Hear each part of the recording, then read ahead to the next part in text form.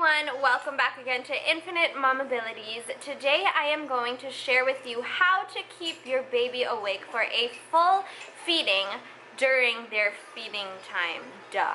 Okay, so I know that this is an issue all breastfeeding moms struggle with because newborns are just so darn difficult to stay awake up until like 1 month. It's so hard to keep them awake for a full feeding, which messes with the Babywise schedule because one important factor is to have a full feeding. So here I'm going to share with you 5 tips that I personally used. If you're going to criticize it, then go ahead and do that, but these are things that I did for my babies to help keep them awake during feeding times. Number 1, remove extra blankets or extra clothes that they're wearing so that they're not so comfortably warm and snug.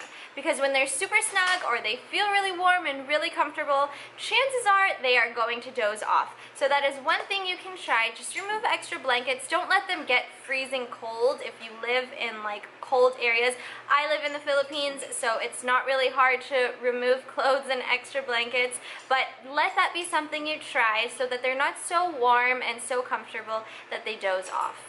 Number 2, it is just like number 1, but it's having skin-to-skin contact while breastfeeding. So that means you can also, if you have a buttoned shirt, if baby's wearing one of those newborn shirts, just open them both up and let there be skin-to-skin contact. That actually motivates breastfeeding for the baby naturally. He'll feel your natural warmth and it would help to keep him awake for a full feeding. Skin-to-skin contact also encourages the release of oxytocin. Oxytocin is the bonding hormone, so that is a plus while you're breastfeeding. Number 3, this always worked for me. Tickle baby's feet. Take off the socks and just tickle it. Like, don't softly tickle it, but tickle it. Like, really tickle it until they are tickled.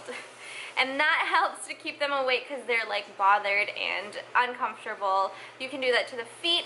Sometimes I would do it in the underarms or even in the rib cages. I know they're so tiny and they're so fragile, but just do it so you can get that full feeding in. Number 4 thing you can do is just have baby unlatch when he falls asleep and doesn't want to wake back up.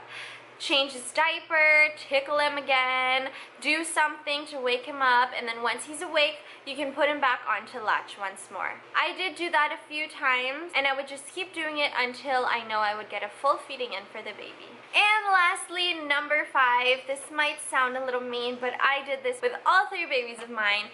Use a cold cloth. Put the cloth on their toes, on their feet, on their hands, on their head, on their face, and that will certainly wake them up and they will be looking for something to comfort them, which of course obviously is your breast. So I hope these 5 tips helped you to help you get a full feeding for your baby. Again, this is so important when you're following the Babywise sleep training schedule because this is what will determine if the nap will be okay, if wait time will be happy, and if they'll reach it to the next feeding time. Thanks so much for watching, everyone. If you liked this video and if it helped you, don't forget to press like down below, and if you haven't subscribed and you would like to see more Babywise diaries, vlogs, makeup tutorials, anything about my family or whatever else I have on my channel, then please check out my other videos and subscribe, and I'll see you again next time on Infinite Mamabilities.